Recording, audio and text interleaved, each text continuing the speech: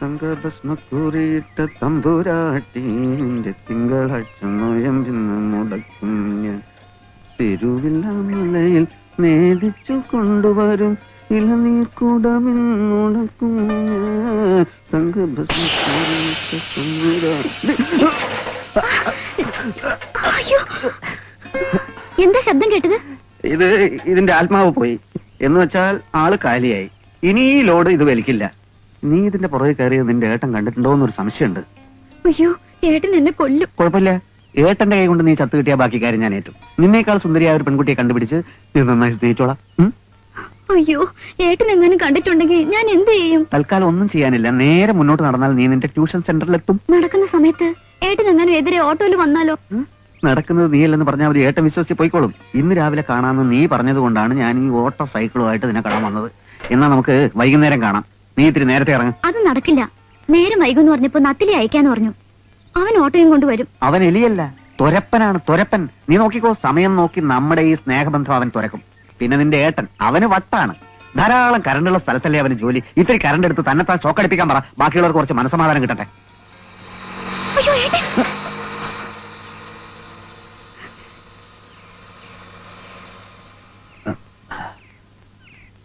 പേടിക്കണ്ട, അത് നിന്റെ ഏട്ടന്റെ ഓട്ടോ അല്ല എന്ന് വെച്ച് പിടുത്തം വിടണ്ട. അത് കുറച്ചു നേരം അങ്ങനെ തന്നെ കിടന്നോട്ടെ. ഹലോ, അതെ, കേക്കുന്നുണ്ട്, പറഞ്ഞോളൂ. ആ, നിങ്ങളുടെ കൺസ്യൂമർ നമ്പർ എത്ര? കൺസ്യൂമർ നമ്പർ മാത്രം പോലെ അഡ്രസ്സും തരാൻ പറ. ആ, നിങ്ങളുടെ അഡ്രസ് പറയൂ. എപ്പോഴാ കറണ്ട് പോയത്? അതൊന്നും കാര്യാക്കണ്ട, മൂപ്പരങ്ങ് എത്തിക്കോളും. ആ സാർ, 7 മൈൽസിൽ ഒരു വീട്ടിലും കറണ്ടില്ല. ഇടൂ, ആ ലൈൻ കട്ട് ചെയ്തിട്ടല്ലേ 5-ാം വാർഡിലേക്ക് കൊടുത്തത്. പിന്നെ അവിടെ എങ്ങനെ ബൾബ് എത്താനാ? അപ്പൊ അവിടുത്തെ കറണ്ട് എവിടെ പോയി? മേലോട്ട് പോയി. അവിടെ അല്ലടോ മരം വീണ്ട് ട്രാൻസ്ഫോമർ എത്തിയായി. അതിന് പകരം 7-ാം മൈൽസിലെ ട്രാൻസ്ഫോമർ ഊരി. അത്രേ ഉള്ളൂ. ഊരി? ആ, 5-ാം വാർഡിലെ MLA മോളെ കല്യാണമാ. ഭരതൻ സാറ് പറഞ്ഞിട്ടാ ലൈൻ കട്ട് ചെയ്ത് കറണ്ട് അങ്ങോട്ട് കൊടുത്തത്. അങ്ങേരാരാ? ഈ സെക്ഷനിലെ കറണ്ട് രാജാവല്ലേ. ഒരു ദിവസം നാട്ടുകാരെ ഫീസ് ഊരും, അതോടങ്ങേരെ കത്തിക്കലും തീരും. കയ്യെടുക്കണം മോഴെ. നമ്മളെന്തിനാ അങ്ങേരോട് ഉടക്കുന്നത്? വെറുതെ സർവീസ് ബുക്കിൽ ചുമന്ന വര വരുത്തണ്ട. അതെ, സ്വന്തം വീട്ടിൽ കണക്ഷൻ കൊടുക്കാൻ വേണ്ടി സ്വന്തം അനുജനോട് കൈക്കൂലി വാങ്ങിയിട്ടുള്ള ആളാണ് മൂപ്പര്. ഭരതൻ സാർ അക്കാര്യത്തിൽ നല്ല തറവാടിയാ അല്ലേ നാണുക്കുട്ടാ? ആ, തറവാടിയാ. തറവാടി എന്ന് വെച്ചാൽ ശരിക്കും ഒരു അലവലാതി തറവാടി. വയറിംഗ് നടത്തിയെന്ന് വെച്ച് കറണ്ട് അതിലൂടെ ഓടണമെന്നില്ലല്ലോ. ഞങ്ങൾ തരുന്ന കറണ്ട് നിങ്ങൾ നടത്തിയ വയറിംഗ് താങ്ങുമെന്നറിയണ്ടേ? നല്ല മെറ്റീരിയൽ ആണോ ഉപയോഗിച്ചത്? അതെ, നല്ല ചെമ്പ് കമ്പിയാണ്, അലൂമിനിയം അല്ല. ആ, ഏതായാലും 5-6 മാസം കഴിയും. പോസ്റ്റൊക്കെ ഒരുപാട് വേണ്ടി വരും. അങ്ങനെ പറയരുത് സാർ, ആകെ 2 പോസ്റ്റേ വേണ്ടു. സിദ്ധാർത്ഥൻ സാർ വന്ന് നോക്കിയതാണ്. സിദ്ധാർത്ഥനല്ല, പരമേശ്വരൻ വന്ന് നോക്കിയാലും ശരി, ഇവിടെ പോസ്റ്റ് ഇല്ല. പോസ്റ്റിന് പകരം അയാൾ വന്ന് കുത്തനെ നിൽക്കുവോ? എങ്കിൽ കമ്പി വലിക്കാം. സാർ, എന്റെ കണക്ഷന്റെ കാര്യം സാറൊന്ന് ശരിയാക്കി തരണം.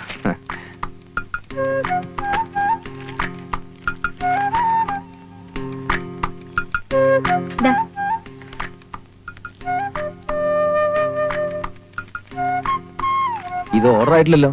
ഭരൻ സാറിനെ കണ്ടില്ലേ? സാർ ഓർഡർ ഇട്ട് സെക്ഷനിലേക്ക് വന്നാലേ എനിക്ക് എന്തെങ്കിലും ചെയ്യാൻ പറ്റൂ. സാർ, അയാൾ ഹൈ വോൾട്ടേജ് ആണ്. സാർ ഒന്ന് സഹായിക്കണം. പോസ്റ്റിന് വേണ്ട പണം ഞാൻ കെട്ടിക്കോളാം സാർ.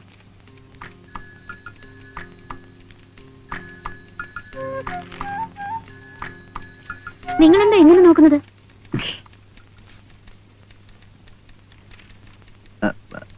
ഈ ഓഫീസിലെ ഏറ്റവും സത്യസന്ധനായ ജൂനിയർ എഞ്ചിനീയർ സിദ്ധാർത്ഥ സാറല്ലേ അത്?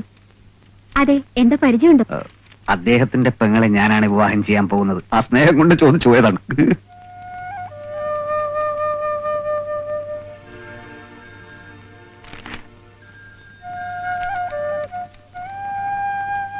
അതിന്റെ ഫ്യൂസ് പോയെന്നാ തോന്നണേ. അതാ എഴുതിട്ട് പോയത്. കൃഷ്ണേട്ടൻ ഒരു കാര്യം ചെയ്യും, നേരെ ചെന്ന് സാറിനെ കാണും. ഇപ്പൊ കണക്ഷനൊക്കെ വേഗം കിട്ടും, ഒന്നും പെൻഡിങ്ങിലില്ല. പെൻഡിങ്ങിലുണ്ട്. എന്റെ കണക്ഷന്റെ കാര്യം എന്തായി? നിശ്ചയിച്ചു അല്ലേ? എന്ത്? സിദ്ധാർത്ഥേട്ടന്റെ പെങ്ങളുടെ കല്യാണം കഴിയുന്നവരെ കാത്തിരിക്കണമെന്ന് ഞാൻ കരുതിയിരുന്നുള്ളൂ. ഒരൊറ്റ ദിവസം ലീവ് എടുക്കാതെ സമയം കഴിയുന്നവരെ സീറ്റിലിരിക്കുന്നത് തന്നെ സിദ്ധാർത്ഥേട്ടനെ കാണാനാ. എന്റെ അടുത്ത് പെങ്ങളുടെ കല്യാണം നിശ്ചയിച്ചത് മറച്ചു വെക്കണ്ടായിരുന്നു. നീ എന്ത് ഭ്രാന്താ ചന്ദ്രമതി പറയുന്നത്? ഭ്രാന്തല്ല, അതാ ജനൽ എന്നോട് സത്യം പറഞ്ഞു. പെങ്ങളെ കെട്ടാൻ പോകുന്ന ചെറുപ്പക്കാരനെ ഞാൻ ഇപ്പോഴവിടെ കണ്ടു.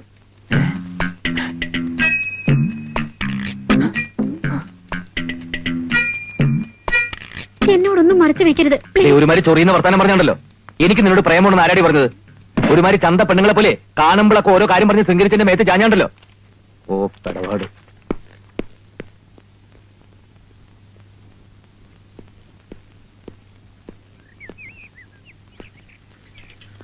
സാറാരെ നോക്കുന്നത്? അല്ല, എന്റെ പെങ്ങളെ കെട്ടാൻ പോണെന്നും പറഞ്ഞ് ഒരുത്തിനോട് വന്നു ചന്ദ്രമതി പറഞ്ഞേ. പറയേ മാത്രമല്ല, അവള് നാറ്റിക്കുകയും ചെയ്തു. കുറച്ചു മുമ്പ് ഞാൻ അവനെ ജനലിന്റെ അവിടെ കണ്ടതാ. എന്നെ കണ്ടതോ മാറിക്കളഞ്ഞു. ആദ്യം അവളെ സൂക്ഷിക്കണം. അവള് സാറിനെ കൊത്താൻ നടക്ക. എന്നിട്ട് അളിയനിപ്പോ എവിടെ? അതാ ഞാനും നോക്കുന്നത്.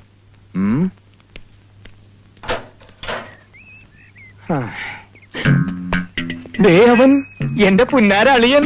അളിയ അങ്ങനെ ബോംബെറിഞ്ഞു. ഇനി എത്രത്തോളം പൊട്ടു നോക്കിയാ മതി. അവഞ്ചി ഒരു ഉടുക്കത്തെ സൈക്കിൾ. നിനക്കെന്റെ പെങ്ങളെ കെട്ടണല്ല. താനാരാണോ? ഞാൻ ആരാന്നോ? കണ്ണിലെ കൃഷ്ണമണി പോലെയാണ് ഞാൻ പെങ്ങന്മാരെ വളർത്തി പുറകെ നടന്നു.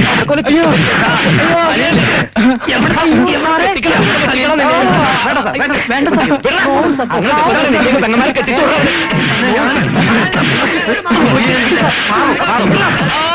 വേണ്ട.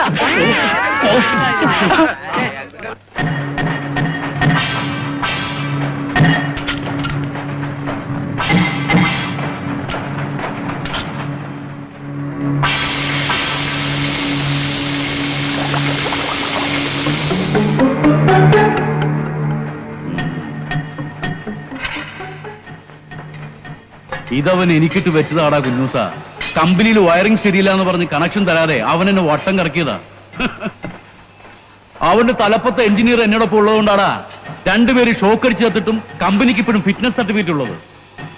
കള്ളം നായിന്റെ കൈക്കൂലി വേണ്ടാത്ത ആൾസ്റ്റേഷൻ. അവൻ ആൾസ്റ്റേഷൻ കടിച്ചാൽ നല്ല പരിക്ക് പറ്റും. അതാ ഇവന്റെ മുഖത്ത് കാണുന്നത്. നീ തിരിച്ച് തല്ലിയോടാ ചാത്തുണ്ണി? 5-6 ചാത്തുണ്ണിയും പൂച്ചു മുതലാളി. പക്ഷെ അവൻ മാറിക്കളഞ്ഞു. അവൻ ഒറ്റക്കായിരുന്നോടാ? അല്ല, യൂണിയൻകാര് വേറെ ഉണ്ടായിരുന്നു. ഒരു പരാതി എഴുതി വെച്ച് നീ പോയി ആശുപത്രി കിടക്ക്. ബാക്കി കാര്യം ഞാനേറ്റു. അവനെ എനിക്ക് ഇവിടെ നിന്ന് തെറിപ്പിക്കണം. വകുപ്പ് മന്ത്രി ഞാനും ദേ ഈ തള്ളവരും ചെറുവരും പോലെയാണ്ടാ. ഇതെങ്ങനെ കൈകാര്യം ചെയ്യണമെന്ന് എനിക്കറിയാം. അതെല്ലാം വേഗം എടുത്ത് അടുക്കി വെക്കാം. മാധവ, ഇത് ബുദ്ധിപൂർവ്വം കൈകാര്യം ചെയ്യണം. എന്റെ കെട്ടിടത്തിനകത്തിരിക്കുന്ന അവരുടെ യൂണിയൻ ഓഫീസ് എന്ന് പറയുന്ന സാധനം എടുപ്പിച്ചെടുക്കാൻ കുറെ പണം ഞാൻ എറിഞ്ഞതാ. അവൻ ഒറ്റ ഒരുത്തനാ അത് മുഴുവൻ നിന്ന് കലക്കിയത്. ഇനി അവൻ ഇത് ആവർത്തിക്കാതിരിക്കാൻ എന്താ വേണമെന്ന് വെച്ചാൽ ചെയ്യാം.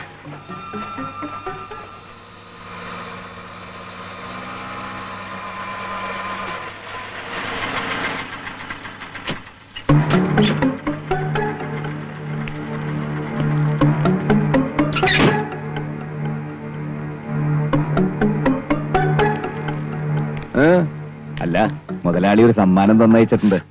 അത് തരാൻ വേണ്ടി വന്നതാ.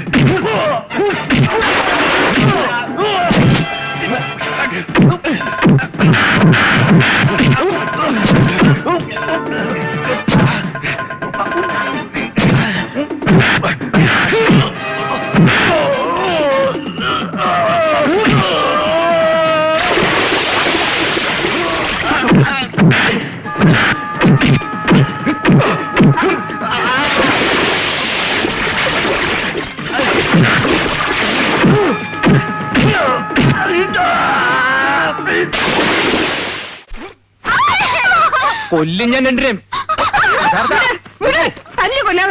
വേണ്ട സിദ്ധാർത്ഥ, തല്ലാണ്ട് എന്നെ പരിഹാരം ഉണ്ടാക്കാം. അണപ്പല്ലടിച്ച് തെറിപ്പിക്കും ഞാൻ.